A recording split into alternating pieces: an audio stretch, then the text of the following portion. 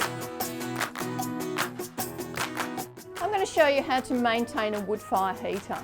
What a cosy and economical way to heat your home, but there's a few things that you need to get right. One important thing with your heater is to have good airflow, both in the heater box itself and in the chimney. Also check with your council for local regulations regarding air pollution. If you burn cold or damp wood in your heater, you're going to create smoke, not only outside, but also inside and in your home. So make sure that the wood is dry, small, that you can get a good spark in there and keep the flame going really well. If you don't have a wood source on your property, wood is readily available to buy in bulks and bags. But also make sure that it is dry and it's nice and small pieces to get your fire started. Never use treated pine or rubbish in your fire. This creates extra dirt and soot in your chimney, and treated pine is also treated with chemicals which can be quite toxic. So the first thing we're going to get organised with is getting your firebox ready.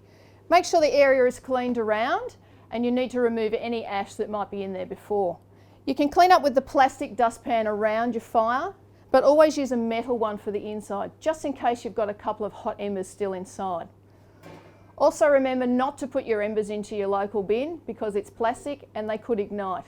Scatter the ashes on your garden or scatter it out into a loose area and wait till it's completely dry and cold before putting it in the bin then.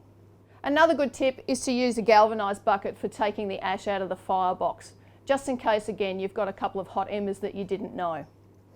Then you want to set yourself up, get some paper and some nice dry kindling. Some fire lighters are really handy to get the fire started, and you can also use a fire lighting stick in case your matches are a little bit too short. That gives you a better reach towards the back of the firebox. Once you've got your fire lit and there's a nice flame going, you're going to need to put some more timber on. Use some good quality fire tools. This will allow you to reach to the back of the firebox and put other pieces of timber on. There's a variety available. There's some tongs like these or just some poker sticks. There's even a shovel if you need to reach some coals at the back of the box. A couple of other things you should do with your firebox and your wood heater is to make sure the glass at the front is always clean. This allows the heat to come out and it's nice to look at.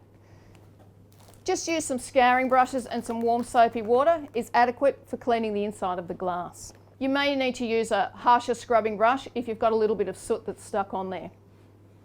And a big safety feature around these fires is to use a screen, particularly if you've got children or pets in the house. This just gives a little barrier between you and the hot firebox. One of the biggest safety things with these fires is to maintain the flue. This should be checked annually and cleaned. You can either clean it by putting a brush down through it or dragging a bag through, just to loosen all the build-up of soot and creosote that's inside the flue. Most house fires happen in the middle of winter purely because people haven't maintained their flue. Also, when you're going to set your fire, clean all your ash out first. You can leave a little bit at the bottom. This helps keep the fire towards the top. But then when you want to actually open the door and everything, make sure your fan is turned off and that you haven't got any excessive airflow. Most of these type of wood heaters have a cowl around here so that you can actually touch this part of the flue without getting burnt. And they'll also have a switch on the side for the fan. This is an electric fan and you can turn that up and down depending on how much heat you need in the house. So I'm just going to have a little poke around in the fire now and move a few logs around. The first thing you do is to make sure that your airflow to the actual firebox is open and that you turn the fan off down on the side. Most fires will have a flue control here, and some fires may have the electrical switch, just depending on the size of the fire and how big a room you're trying to heat. So just to recap on the safety of these wood fire heaters, make sure your flue is clean, make sure you've got a good hot fire inside, and that your air vents are open when you're putting wood in.